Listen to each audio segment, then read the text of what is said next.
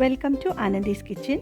Today we'll be making simple lunch menu Sambar Rava, that is Dalia, Bisibelabath and curd bath.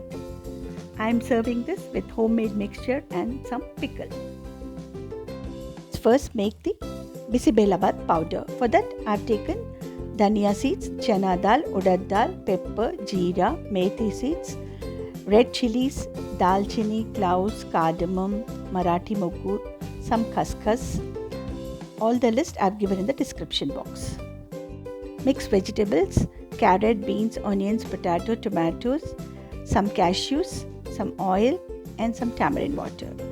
I've taken 3/4 cup of dalia rava and 1/4 cup of tur dal, which I have boiled it, adding 5 times of water to it. First let's make the Bisibelabath powder. Taken 1 teaspoon of oil. I'm adding the chana dal and urad dal first. And some hing I've added. Keep the flame low. Keep frying them. Now the rest of the ingredients, the dhania seeds, pepper, jeera and methi goes in. Fry them for a while. Add the red chilies. I've taken some 3 Badigi chilies and 3 Guntur chilies. Some khada masala, dalchini, Marathi moggu, some cloves and cardamom.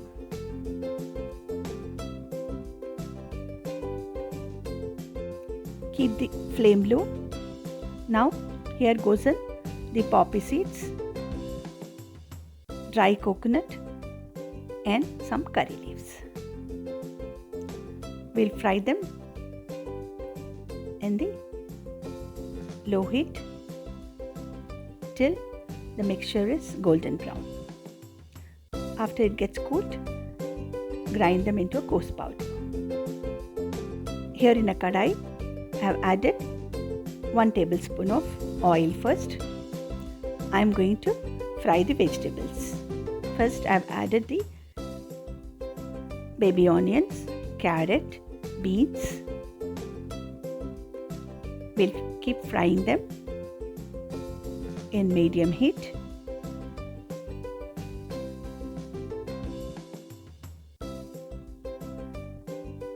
This dalia rava is a good choice for people who don't eat rice. They can add the rava and make the Bisibelabath. And it is a very healthy choice. I've added little of salt here so that the vegetables get cooked fast. Let's add little water and cover and cook for a few minutes.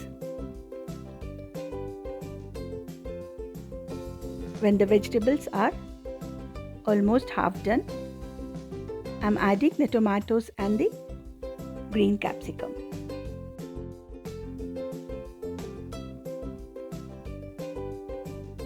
Now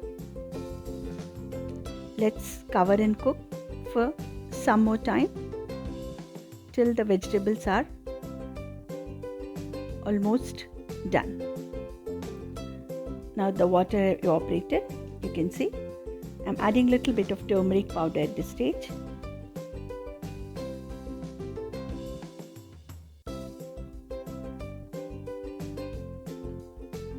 And now it's time to add the cooked dalia. I have cooked this in the rice cooker, adding 5 times of water. I have taken 3/4 cup, a small katori, 3/4 of rava and about half cup of tur dal, which I cooked, adding 5 times of water to it.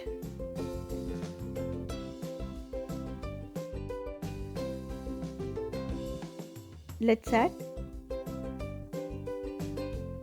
a little bit of salt now.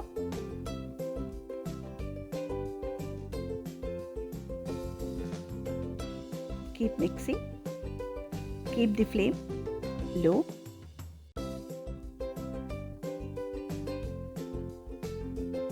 Now I'm adding the Bisibelabath powder. 3 teaspoonful of Bisibelabath powder. If you want more spicy, you can add a bit more. You can taste, but 3 teaspoons are sufficient for the measurement which I have given here.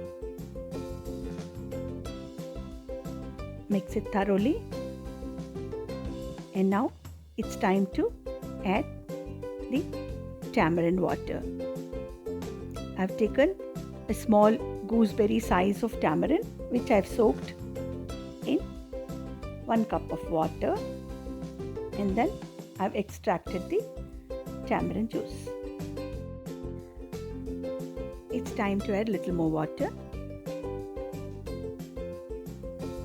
You can adjust accordingly because the wheat absorbs the water quickly.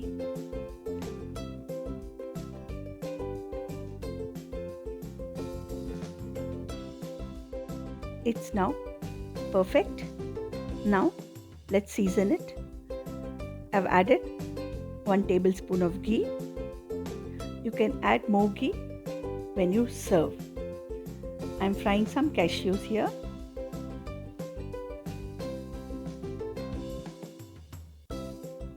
Once the cashews are turning golden brown,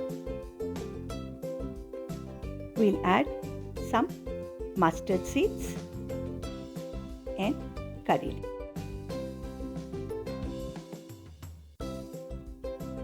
Now let's season the dalia. The dalia is ready now to be served. It looks perfect. Now it's time to season the curd bath. I've boiled separately some dalia. Now I'm seasoning it with some ginger, green chilies, mustard seeds. Mash the dalia at the back of the ladle. Add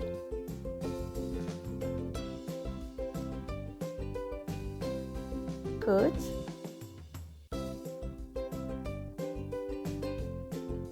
and little bit of salt to the cooked dalia.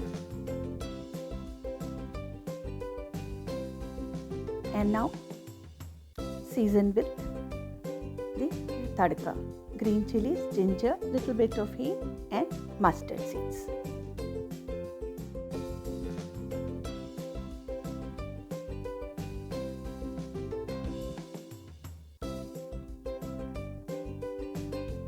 Now the dalia curd bath is also ready. It's a perfect combo of Bisibelabath and the curd bath with dalia. Let's plate it.